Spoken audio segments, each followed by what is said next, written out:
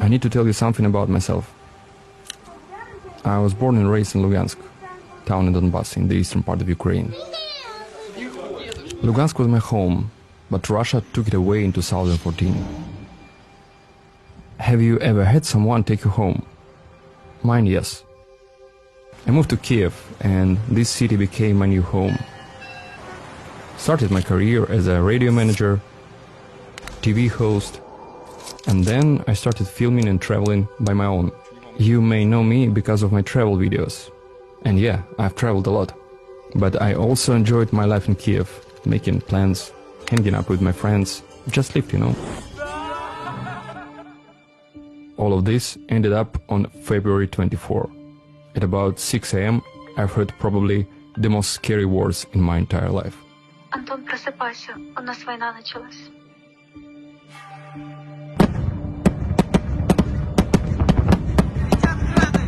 War divided my life and life a million of Ukrainians into before and after.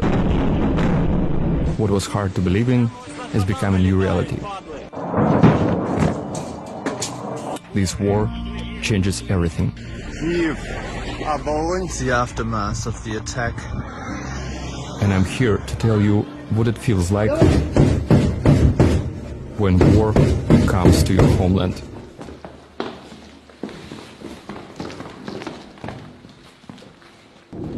First day of war, you totally mixed up. You just don't know what to do.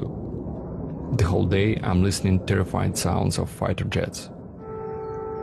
Sirens has become the new soundtrack of my life. It seems that your whole life is rolled up into a tube. You just don't believe that it's actually happening right now. Seems like it's just a nightmare, but you can't wake up.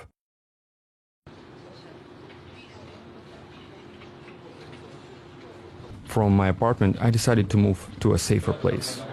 It was the nearest hotel with underground parking.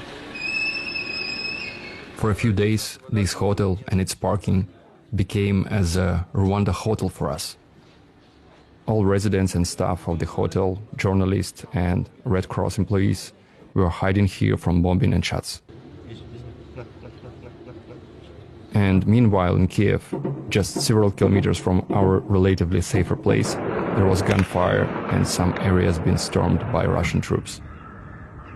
I had never experienced such stress before. All you can do is just pray and spend your money to help Ukrainian forces. The most frightening thing in the morning is to pick up the phone. You're constantly scared to open some news chat and see that rocket ended up in your friend's or family house.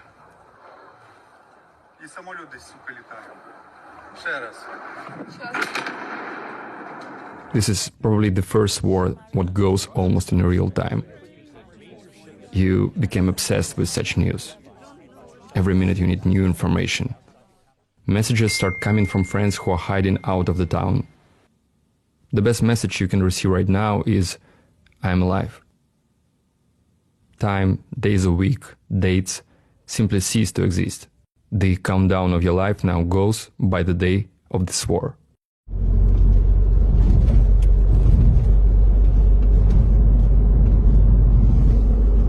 Day before, all journalists in the Red Cross left the hotel.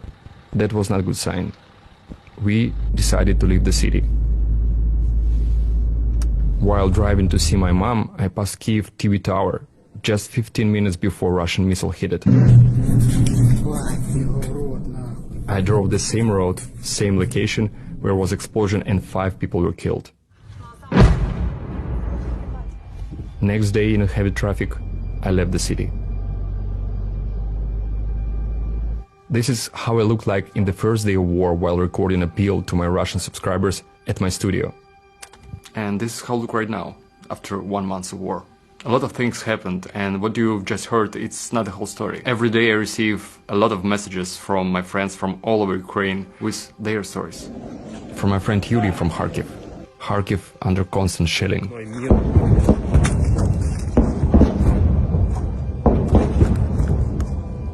He's filming the devastating results of Russian bombings. Markets, schools, sports center. from my friend Ivan from Chernihiv. A beautiful old city, his hometown, burned and partly destroyed by Russian rockets. Yeah, look at this. Jesus Christ. This is insanity just behind my back. The whole street, the whole house is just behind my back over there. They're totally destroyed. From my friend Lera. Her mom and dad now in Mariupol. Almost the whole city is destroyed. People are trying to survive without water, electricity, heating and supplies for more than 3 weeks. Due to constant shelling, there is no access to the cemeteries, so people are being buried right in their own backyards.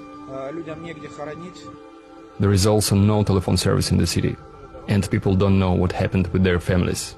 Are they alive or not? Today is the 12th day since the last time I've heard the voices of my mom and dad. Today, almost every Ukrainian has his own story, and I'm not gonna tell you all of them, but something I will tell you for sure. You also can help. Spread the truth about what's happening right now in Ukraine on your social media.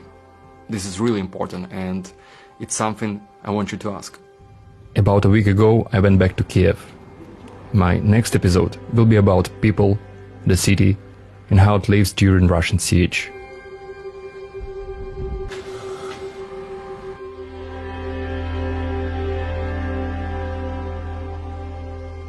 Stay tuned, and glory to Ukraine.